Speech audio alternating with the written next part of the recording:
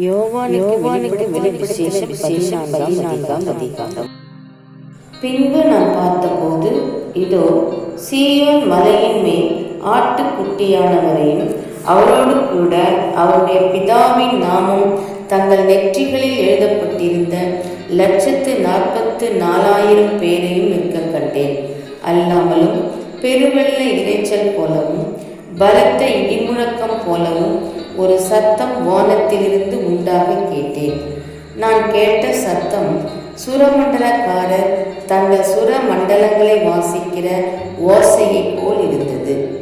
அவர்கள் சிங்காசனத்திற்கு முன்பாகவும் 4 ஜீவன்களுக்கு முன்பாகவும் மூப்பர்களுக்கு முன்பாகவும் புதுப்பாட்டை பாடினார்கள். அந்த பாட்டு பூமியிலிருந்து மீட்டு கொள்ளப்பட்ட 144,000 பேரை அல்லாமல் வேறொருவரும் கற்றுக்கொள்ள கூடாதிருந்தது. ஸ்திரீகளால் தங்களை கரைப்படுத்தாதவர்கள் இவர்களே, கற்புள்ளவர்கள் இவர்களே. ஆட்டுக்குட்டியானவர் எங்கே போனாலும் அவரை பின்பற்றுகிறவர்கள் இவர்களே.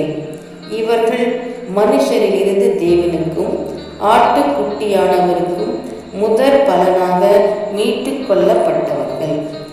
இவர்களுடைய வாயிலே கபடம் காணப்படவில்லை.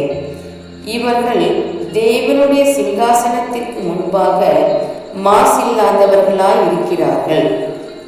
பின்பு வேறொரு தூதன் வானத்தின் மத்தியிலே பறக்க கண்டேன். அவன் பூமியில் வாசம் பண்ணுகிற சகல ஜாதிகளுக்கும் கோத்திரத்தாருக்கும் பாஷைக்காரருக்கும் ஜன கூட்டத்தாருக்கும் அறிவிக்கத்தக்கதாக நித்திய சுவிசேஷத்தை உடையவனாயிருந்து மிகுந்த சத்தமிட்டு தேவனுக்கு பயந்து அவரை மகிமைப்படுத்துங்கள். அவர் நியாயத்திற்கு கொடுக்கும் வேலை வந்தது. வானத்தையும் பூமியையும் சமுத்திரத்தையும் நீரூற்றுகளையும் உண்டாக்கினவரையே தொழுது கொள்ளுங்கள் என்று கூறினான். வேறொரு தூதன் பின் சென்று, பாபிலோன் மகா நகரம் விழுந்தது, தன் வேசிதனமாகிய உக்கிரமான மதுவை சகல ஜாதிகளுக்கும் குடிக்க கொடுத்தாளே என்றான். அவர்களுக்கு பின்னே 3ஆம் தூதன் வந்து மிகுந்த சத்தமிட்டு மிருகத்தையும் அதன் சொரூபத்தையும் வணங்கி தன் நெற்றியிலாவது தன் கையிலாவது அதன் முத்திரையை தரித்து கொள்ளுகிறவன் எவனோ அவன் தேவனுடைய கோபாக்கினையாகிய பாத்திரத்திலே கலப்பில்லாமல் வார்க்கப்பட்ட அவருடைய உக்கிரமாகிய மதுவை குடித்து பரிசுத்த தூதர்களுக்கு முன்பாகவும் ஆட்டுக்குட்டியானவருக்கு முன்பாகவும் அக்கினியினாலும் கந்தகத்தினாலும் வாதிக்கப்படுவான். அவர்களுடைய வாதையின் புகை சதா காலங்களிலும் எழும்பும்.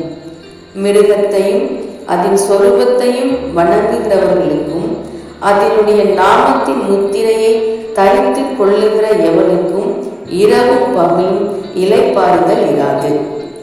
தேவனுடைய கற்பனைகளையும் இயேசுவின் மேலுள்ள விசுவாசத்தையும் காத்து கொள்ளுகிறவர்களாகிய பரிசுத்தவான்களுடைய பொறுமை இதிலே விளங்கும் என்று கூறினான். பின்பு பரலோகத்திலிருந்து ஒரு சத்தம் உண்டாக கேட்டேன். அது, கர்த்தருக்குள் மரிக்கிறவர்கள் இது முதல் பாக்கியவான்கள் என்றெழுது. அவர்கள் தங்கள் பிரயாசங்களை விட்டொழிந்து இளைப்பாறுவார்கள். அவர்களுடைய கிரியைகள் அவர்களோடே கூட போம். ஆவியானவரும் ஆம் என்று திருவுளம் பற்றுகிறார் என்று சொல்லிற்று. பின்பு நான் பார்த்தபோது, இதோ வெண்மையான மேகத்தையும் அந்த மேகத்தின் மேல் மனுஷகுமாரனுக்கு ஒப்பானவராய் தமது சிரசின் மேல் பொற்கிரீடத்தையும் தமது கையிலே கருக்குள்ள அரிவாளையும் உடைய ஒருவர் உட்கார்ந்திருக்கிறதையும் கண்டேன். அப்பொழுது வேறொரு தூதன் தேவாலயத்திலிருந்து புறப்பட்டு மேகத்தின் மேல் உட்கார்ந்திருக்கிறவரை நோக்கி, பூமியின் பயிர் முதிர்ந்தது, அறுக்கிற காலம் வந்தது, ஆகையால் உம்முடைய அரிவாளை நீட்டி அறுத்துவிடும் என்று மிகுந்த சத்தமிட்டு சொன்னான்.